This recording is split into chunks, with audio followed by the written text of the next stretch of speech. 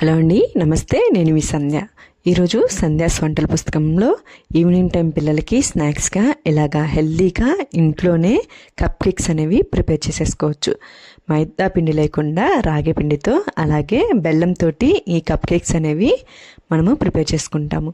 Cake అనేది చాలా ఫ్లఫీగా బాగా పొంగుతుంది. ఎలా చేయాలి ఏంటనేది ఈ వీడియోలో మనము చూద్దాం.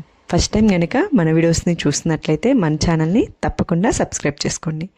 ముందుగా ఒక గిన్నె తీసుకొని అందులోకి 1 కప్ వరకు బెల్లాన్ని తీసుకోండి. అలాగే కొంచెం 3 స్పూన్ల వరకు నీళ్ళు అనేవి పోసేసుకొని బెల్లం అనేది స్టవ్ మీద పెట్టుకొని పూర్తిగా కరిగిపోయేంత వరకు ఉంచుకోండి. బెల్లం అనేది కరిగిపోయిన తర్వాత స్టవ్ అనేది ఆపేసుకోండి.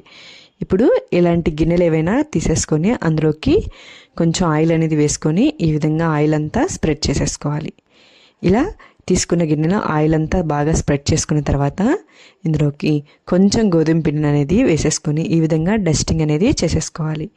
మీ దగ్గర కప్ కేక్ మౌల్డ్స్ కనుక ఉంటే అవేటిని యూజ్ చేసేసుకోవచ్చు. అవి లేకపోతే ఇలాగా మన ఇంట్లో ఉండేటటువంటి గిన్నెని తీసుకొని ఈ విధంగా ఆయిల్ రాసుకొని మనం డస్టింగ్ అనేది చేసేసుకోవాలి. ఈ విధంగా అప్లై చేసుకున్న తర్వాత పక్కన పెట్టేసుకొని ఇప్పుడు మనం కేక్స్ అనేవి బేక్ చేసుకోవడానికి ఇలా ఒక గిన్నె పెట్టేసుకొని అందులో ఈ విధంగా ఉండేటువంటి స్టాండ్ పెట్టుకొని ఒక ప్లేట్ని ఇలా పెట్టుకొని మూత పెట్టుకొని ఒక 10 మినిట్స్ వరకు ఫ్రీ హీట్ అనేది చేసేసుకోండి. ఈలోపు మనం ఒక గిన్నె తీసుకొని అందులోకి 1/2 కప్ వరకు ఆయిల్ అనేది తీసేసుకోవాలి.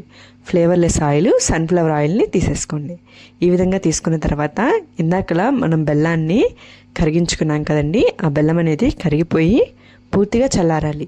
ఈ విధంగా చల్లారిపోయిన తర్వాత ఆ బెల్లం సిరప్ని కూడా ఇందులోకి యాడ్ చేసేసుకోండి.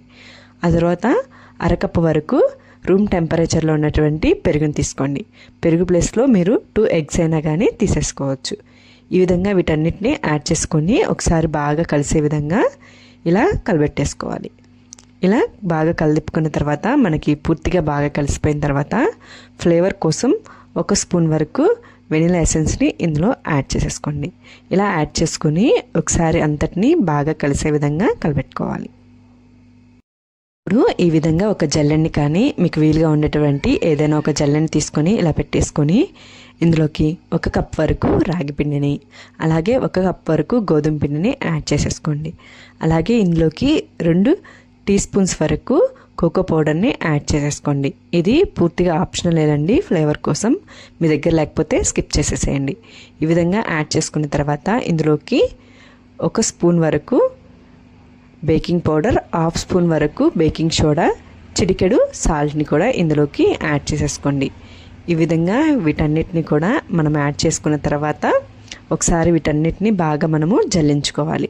ఇలా జల్లించుకోవడం వలన మనకి కేక్ అనేది బాగా పొంగుతుంది.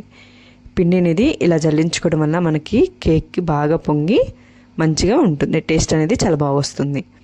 ఈ విధంగా పిండి అంతటిని జల్లించేసుకొని ఇలాగా జల్లించుకొని పక్కకి తీసేసుకోండి జల్లెన్ని.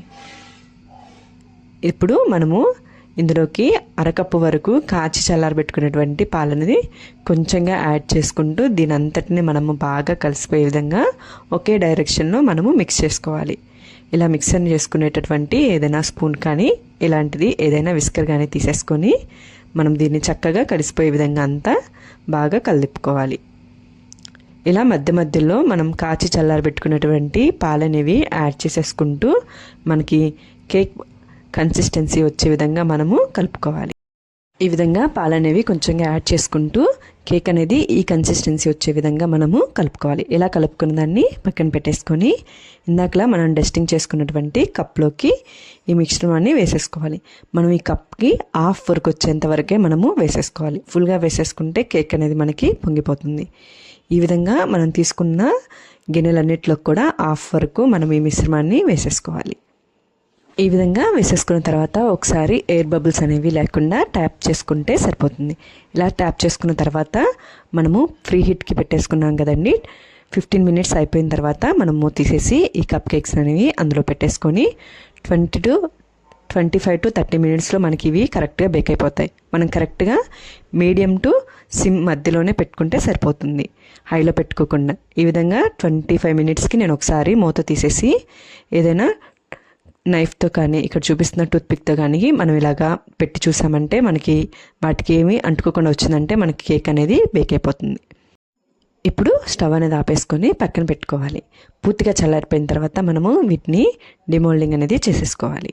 ఇలా పూర్తిగా చల్లారిపోయిన తర్వాత కేక్ని ఇందులో నుంచి తీస్తే మనకి చూసారా చాలా ఫ్లఫీగా మెత్తగా కేక్ అనేది రెడీ అయిపోతుంది. ఈసారి మీరు కూడా ఇలాగా ఇంట్లోనే హెల్తీగా ఈ కప్ కేక్స్ అనేవి ప్రిపేర్ చేసుకోండి. ఎలా వచ్చాయో నాకు కామెంట్ చేయండి. మీకు కనుక నచ్చితే మీ ఫ్రెండ్స్ అండ్ ఫ్యామిలీ మెంబర్స్కి షేర్ చేయండి, అలాగే లైక్ చేయండి. మరిన్ని వీడియోస్ కోసం మన ఛానల్ని తప్పకుండా సబ్స్క్రైబ్ చేసుకోండి. Thank you for watching.